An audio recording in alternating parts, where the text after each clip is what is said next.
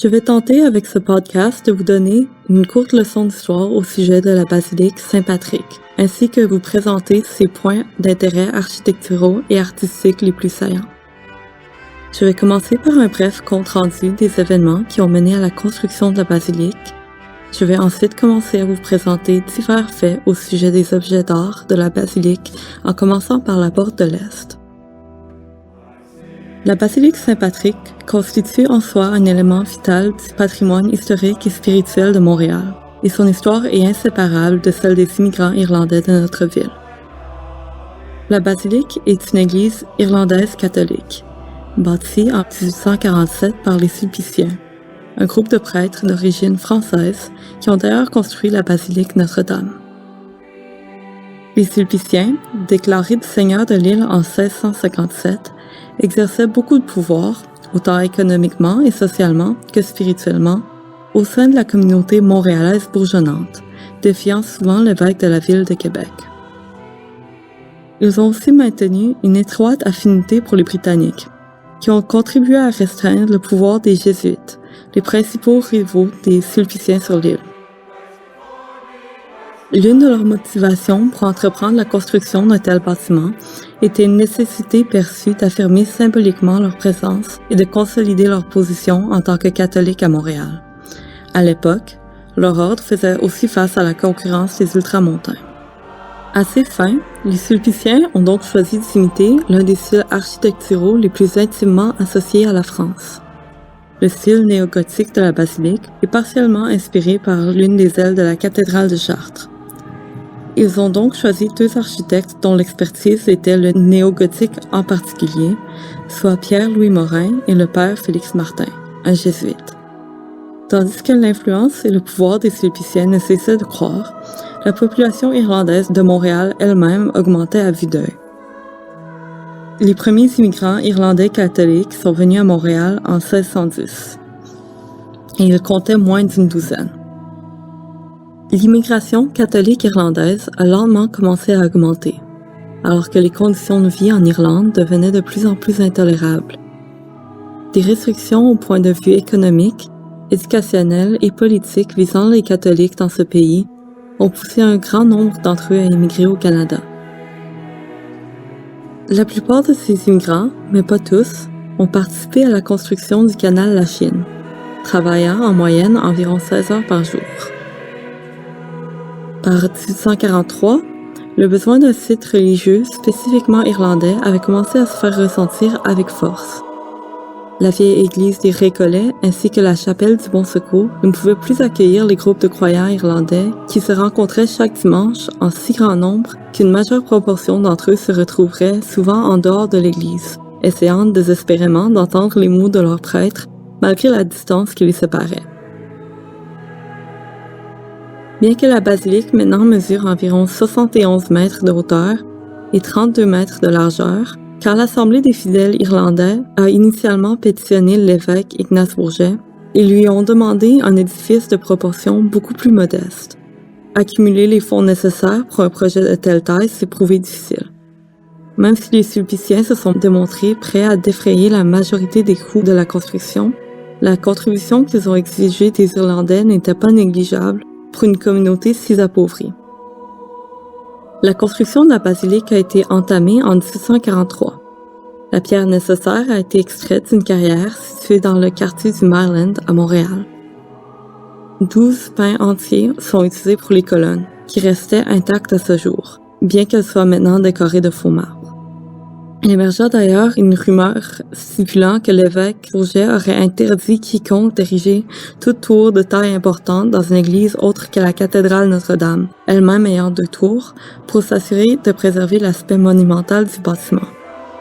La tour de notre basilique aurait été bâtie en vitesse. Ce fut la dernière structure construite, et on dit que ce fut si rapide car les ouvriers avaient peur de se faire attraper par l'évêque. Cette rumeur, malheureusement, n'a jamais été confirmée. Et ce n'est pas clair si elle provient des ouvriers eux-mêmes ou si elle date d'une période plus récente. Maintenant, le clocher mesure 69 mètres. Pour poursuivre cette visite guidée, veuillez vous rendre à la porte de l'est de la basilique. Si vous faites face aux hôtels centraux, Cette porte devrait être située à votre gauche. Notre premier arrêt autour de la basilique sera tout près de la porte. Observez sur les murs les stations de la croix. Ces toiles, datant de 1847, sont aussi vieilles que l'édifice lui-même. Et elles ont été peintes par un artiste italien nommé Patriglia. Malheureusement, cet artiste est depuis tombé dans l'obscurité, et nous ne connaissons maintenant que son nom. Ces toiles remplacent les stations de la croix d'Antoine Plamondon, un artiste québécois, qui ont depuis été données au Musée des Beaux-Arts à Montréal. La chaire à votre droite date de 1861. Cette addition au décor de la basilique, en fait, était devenue nécessaire quelques années après la construction de l'église. Les messes étaient devenues si populaires qu'il était difficile d'entendre le sermon. Cette chaire a donc servi d'une espèce d'haut-parleur. On ne l'utilise que lors d'occasions spéciales, comme par exemple la visite d'un cardinal. Les 12 apôtres sont peints autour de la structure. Si vous avancez un peu pour vous rendre à gauche du sanctuaire, vous pourrez observer devant vous l'autel consacré à Marie, Notre-Dame du Perpétuel Secours. Cet autel nous a été donné à la suite de la démolition de l'église Sainte-Anne en 1970. Sainte-Anne, d'ailleurs, était une église qui pouvait se vanter d'être un centre de communauté canado-irlandaise important à Montréal. Les messes consacrées à Marie, Notre-Dame du Perpétuel Secours, ont donc pu être continuées sans interruption depuis les années 1920. Les messes ont lieu chaque mardi à 17h15 ainsi qu'à 12h10. Vous trouverez une toile encadrée par l'autel de Sainte-Anne juste en haut de l'autel de Marie, Notre-Dame du Perpétuel Secours. Cette toile est une imitation de l'Annonciation, un chef-d'œuvre de la Renaissance peint par Eustache Le Sueur. Cette copie a été achetée par le père Dowd en 1865 pour la surprenante somme de 250 $. Les 3 autels centraux ont été créés par la compagnie Perrault, Paré et Ouellette, un groupe d'entrepreneurs québécois.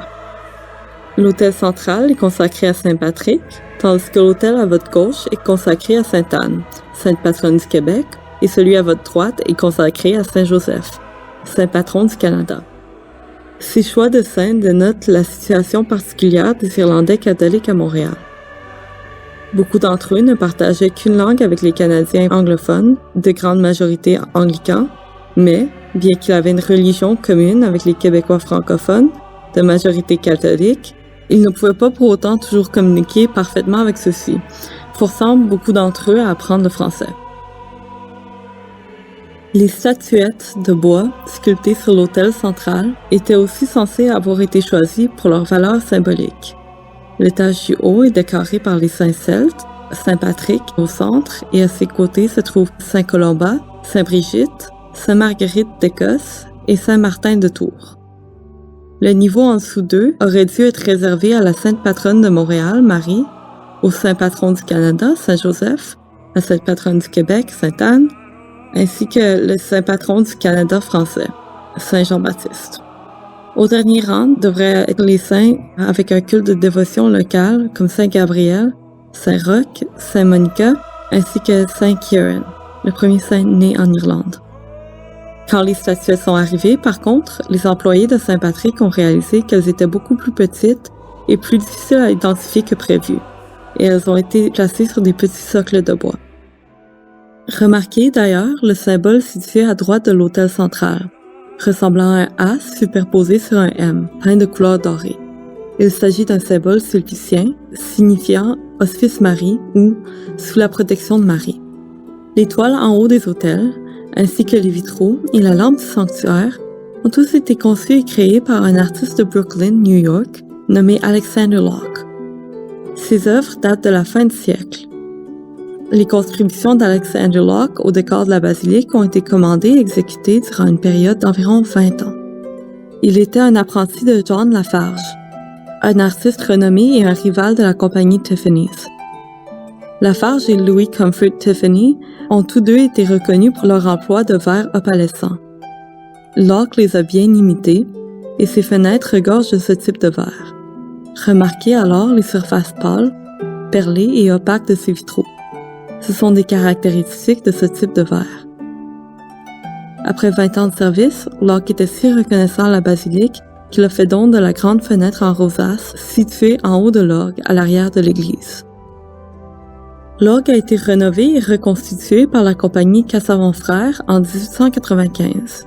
Ils y ont intégré certains éléments de l'orgue Warren, datant des années 1860, qu'ils ont été chargés de remplacer. Cassavant Frères était l'une des premières compagnies de facture d'orgue capables de construire un orgue électrique, et ils sont respectés mondialement pour la qualité de leurs travaux. Ils ont aussi créé l'orgue de la basilique Notre-Dame, un chef-d'œuvre qui continue d'impressionner des milliers de touristes chaque année. Ils ont d'ailleurs été engagés pour cette raison même. Puisqu'il était impossible de voir la fenêtre en rosace d'Alexander Locke clairement, il fut nécessaire de fendre l'orgue en deux, ce qui n'est possible seulement qu'avec un orgue électrique. En 1972, l'orgue Cassavant a été combiné avec l'orgue de l'église Saint-Anthony, qui a été démolie cette même année. L'orgue a maintenant 2500 tuyaux. Il est encore joué chaque jour. À droite des autels, vers la chambre de reliques, vous verrez une deuxième toile similaire à l'Annonciation d'Eustache Le Sueur. Celle-ci aussi achetée en 1861. Elle a probablement été inspirée par la mort de Saint-Joseph, peinte par Gianantonio Guardi.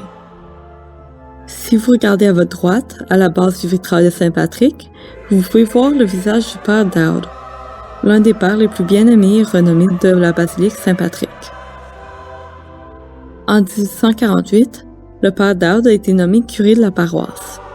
Il est rapidement devenu l'un des personnages les plus éminents et intéressants de l'histoire de la basilique Saint-Patrick. Originaire de l'Irlande, il a été abordé par un prêtre montréalais qui aurait voyagé si loin en vue de trouver un prêtre capable de remplacer ceux qui ont péri durant l'épidémie de typhus. En 1851, Dowd a fondé l'asile Saint-Patrice pour les orphelins avec l'aide des Sœurs Grises. Cette institution était tragiquement nécessaire et même vitale pour la communauté irlandaise. Après l'épidémie, beaucoup de jeunes se sont retrouvés sans parents. Dévoué au cours de toute sa vie à la charité et à la compassion, il a aussi fondé le refuge Sainte-Brigitte en 1865. La base des murs de cette institution peut être aperçue dans le jardin adjacent à la basilique. L'ambition et la popularité de Dowd ont beaucoup impressionné ses supérieurs et, sans le consulter, l'évêque de Toronto, Armand François-Marie de Charbonnel, a tenté de convaincre Rome de le nommer évêque. Dowd a refusé cet honneur, tenant comme raison la nécessité de sa présence à Saint-Patrick. En 1868, Dowd a fondé une académie pour jeunes filles. Il est dit que pendant les jours suivant les funérailles du père Dowd en 1881, plus de 20 000 personnes sont venues lui rendre hommage, dont 200 prêtres et 4 évêques. Même les cloches des églises anglicanes auraient sonné le jour de son enterrement. Rendez-vous maintenant à l'arrière de la basilique. En chemin, remarquez les petites croix de marbre installées sous les stations de la croix. Ces petites croix nous ont été données en 1906, lors de la consécration de la basilique. Pour qu'un édifice religieux soit consacré, il faut d'abord que toutes les dettes qui s'y rattachent soient payées. Après 59 ans, finalement, ce fut fait accompli. Avant d'arriver complètement en arrière de la basilique, tournez-vous vers l'avant, de manière à ce que vous pouvez voir les vitraux en rosace encadrés par les autels de Sainte-Anne et Saint-Joseph, ainsi que les plus petites fenêtres en haut du sanctuaire. Le père Dowd a commandé ces fenêtres aux Sœurs Grises en 1861. Il s'agit donc des plus vieux vitraux de l'église. La sœur chargée de ce projet, Adeline Desjardins, ne reçut aucune formation artistique. Ces fenêtres, par contre, sont dotées d'un charme et d'une beauté surprenante, même si leur style est plus simple que celui des fenêtres d'Alexander Locke.